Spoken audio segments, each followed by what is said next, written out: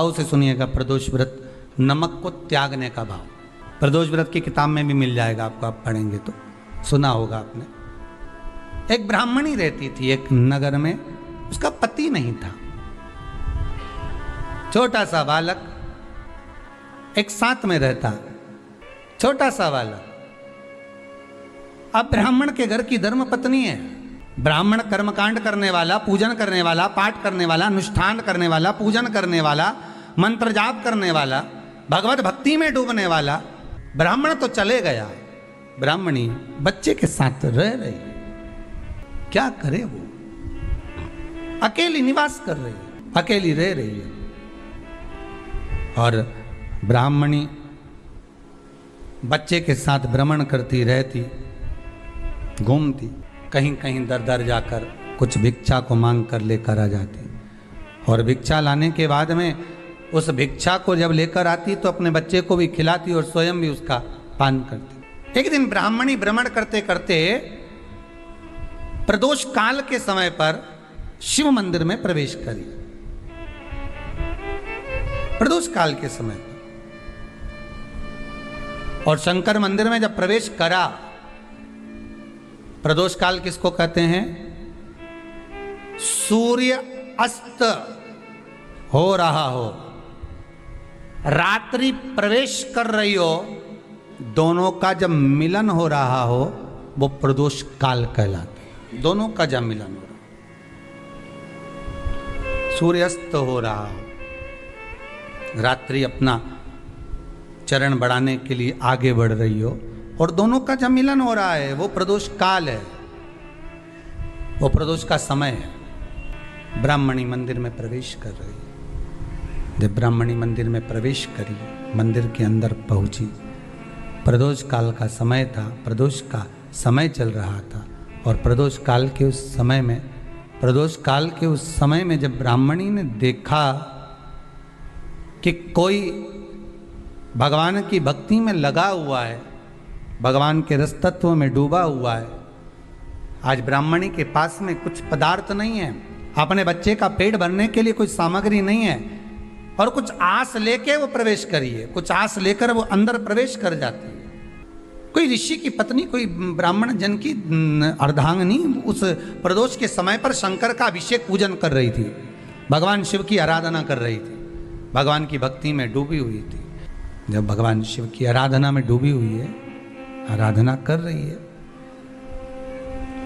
ये कुछ पाने के लिए चली गई, ये कुछ पाने के लिए गई। और इसके मन में आया कि मैं कुछ, मुझे भोजन का कोई पदार्थ मिल जावे, मुझे कुछ भोजन मिल जावे, और जब मुझे भोजन मिल जाएगा तब मैं जो पाऊंगी अपने बच्चे को भी पाऊंगी। पर जिस मंदिर में वो प्रवेश करी थी, जहाँ पर नारी पूजन कर रही थी शंकर की प्रदोष काल में, वहाँ पर पड़ी हुई कुछ वस्तु को इस ब्राह्मणी ने मांग लिया। मेरे बालक को बहुत भूख लगी है, मेरा बच्चा बड़ा भूखा है, इसके भोजन के लिए थोड़ी सी सामग्री दे दीजिए, इसके भोजन के लिए थोड़ा सा कुछ रस तत्व दे दीजिए। उसने उठाया थोड़ा सा पदार्थ, कुछ जो उसके पास में था वो दिया। जब दिया तो देने के बाद जब उसे प्राप्त हुआ, और होने के बाद में जब वो मिल गया उसको, तो उसने उस समय पर उस पदार्थ को जैसे ही मुख में लिया, लेते ही कहा, इसमें तो स्वाद नहीं है, इसमें स्वाद नहीं है। उस ब्राह्मणी ने बड़ा सुंदर एक संवाद कहा। घर का जो बड़ा होता है ना, घर का जो बड़े होता है, घर का बुजुर्ग जो होता है, घर का जो प्रथम स्थल प्राप्त करने वाला, मेन कुर्सी पर, अच्छी जगह पर जो बैठने वाला होता है ना, ब्राह्मणी कहती है वो कभी किसी वस्तु में ऐब नहीं देखता, मिनक नहीं निकालता। समाज के अन्नकूट होते हैं, समाज के जब अन्नकूट होते हैं महाराज, समाज के जब अन्नकूट होते हैं, बड़ी बड़ी समाजों में जब कार्तिक महीने में अन्नकूट महोत्सव होते हैं, बहुत सारा प्रसाद बनता है। जो बुजुर्ग होते हैं ना, बड़े समझदार लोग होते हैं ना, तो अन्नकूट की जब प्रसाद खाने बैठते हैं ना, उसमें नमक नहीं भी होता ना तो नहीं बोलते कि इसमें नमक नहीं है। पर जो हमने डोनेशन दिया है, जब तुम आए थे समाज वाले तो हमने 1000 का लिफाफा दिया, 500 का लिफाफा दिया, 2000 का लिफाफा दिया, और भोजन ऐसा बनवाया। एक व्यक्ति वो जो खाकर चुपचाप चले गया, और एक व्यक्ति वो जिसने प्रसाद पर उंगली उठाई। इन दोनों को अन्नकूट की तारीख पे इनका नाम लिख लो, और अगला अन्नकूट आए तब दोनों की दशा देखना। एक जो चुपचाप खाकर चले गया, भगवान के प्रसाद को प्रसाद मानकर, प्रभु का दर्शन मानकर लेकर चले गया, वो उन्नति की सीढ़ी पर चढ़ता चले गया, और जो मिनक निकालता रहा वो साल भर खटर पटर की जिंदगी जीता रहा। भगवान के प्रसाद में कभी भी ध्यान रखिएगा, भगवान के प्रसाद के अंतर्गत स्वाद की कोई मूलता नहीं होती। भगवान का प्रसाद स्वयं स्वाद है।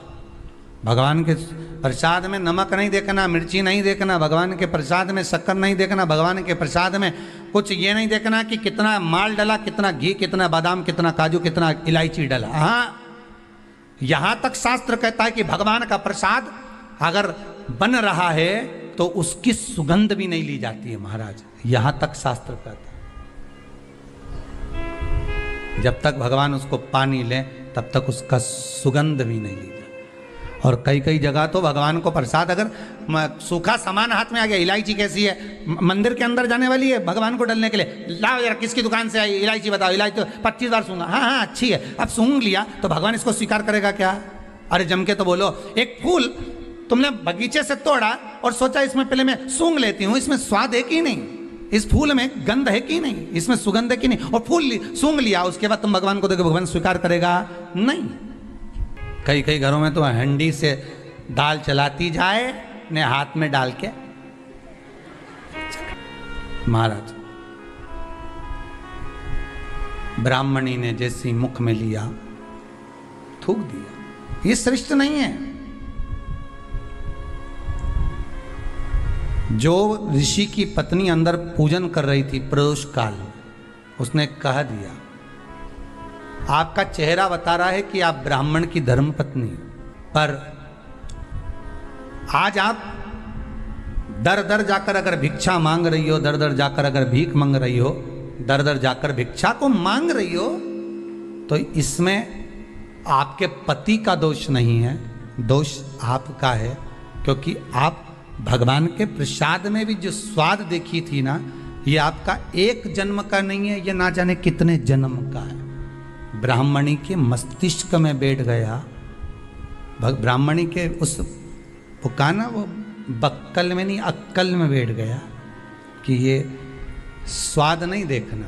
इसलिए प्रदोष व्रत के अंतर्गत ब्राह्मणी ने उस दिन से विचार कर लिया कि जैसे आप पूजन कर रही हो, जैसे आप अर्चना कर रही हो, जैसे आप आराधना कर रही हो, ऐसी आराधना, ऐसी पूजन, ऐसी भक्ति में भी करूँगी, ऐसी आराधना में भी करूँगी, अब मैं स्वाद नहीं देखूंगी।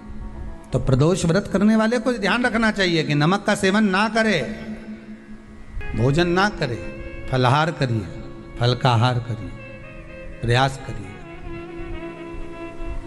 और यदि आपने व्रत का ले लिया भोजन का कि हम तो एक टाइम फलाहार करेंगे, एक टाइम भोजन करेंगे, ऐसा भी कई लोग प्रदोष ले लेते हैं, तो वो बात आपकी है, आप तक रखो, ठीक है, अपने मन तक। ठीक है, बाबा आपकी मनोकामना पूर्ण करे, वो भी भाव रखे।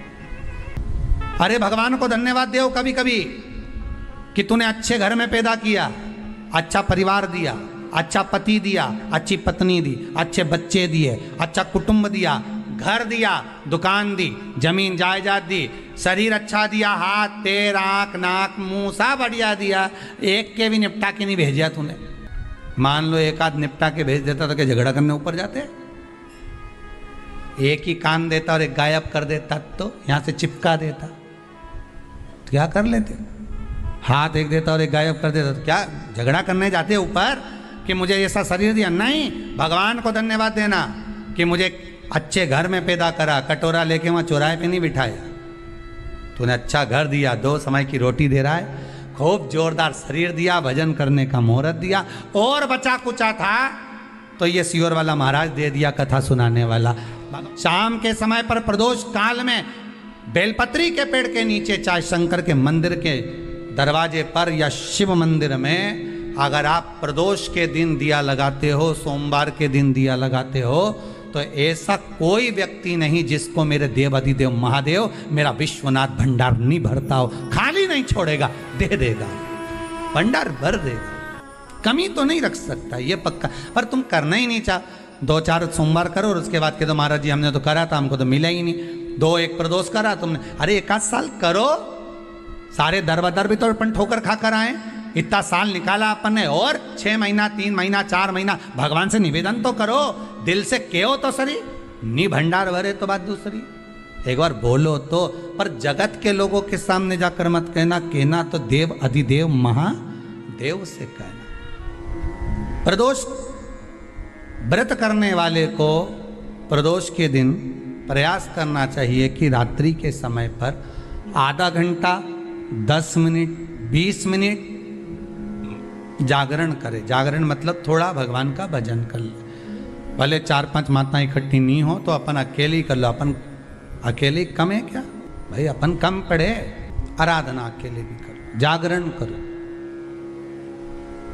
जब आपकी 11 प्रदोष हो जाए, 26 प्रदोष हो जाए, तब उद्यापन करो। उद्यापन 2 ब्राह्मणों को जोड़े से बुलाओ, ब्राह्मणों को जोड़े से बुलाकर उनके चरणों की पूजन कर कर, आराधना कर कर, सुंदर मंडप तैयार कर कर भगवान का, उसमें सुंदर रंगोली डालकर मंडल बनवाकर पूजन करो शंकर भगवान की प्रदोष का।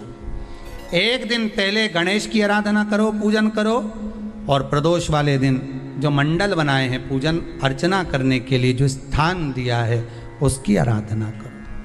खीर की आहुतियाँ दीजिए 108 बार, जो ब्राह्मण आए उनके माध्यम से मंत्रों द्वारा पूजन कराकर खीर की आहुतियाँ दीजिए शिव नाम की महाराज।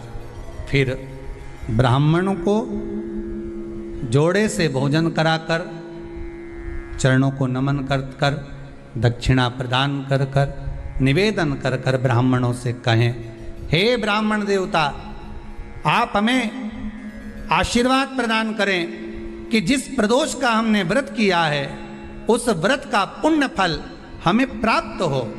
ऐसा ब्राह्मण चरण को नमन कर कर, प्रणाम कर कर उनसे अपने मस्तक पर अक्षत छुड़वाएं, फिर नमन कर कर भोजन कराकर विदा करें। शाम को भगवान का जागरण करें। ऐसे प्रदोष व्रत का उद्यापन कर अपने जीवन को सार्थक बनाएं। ऐसा सुंदर प्रदोष व्रत का व्याख्यान वर्णन स्कंद पुराण में करा गया। वही स्कंद पुराण का प्रदोष व्रत का वर्णन आपको शिव महापुराण के इस सुंदर संवाद में किया गया।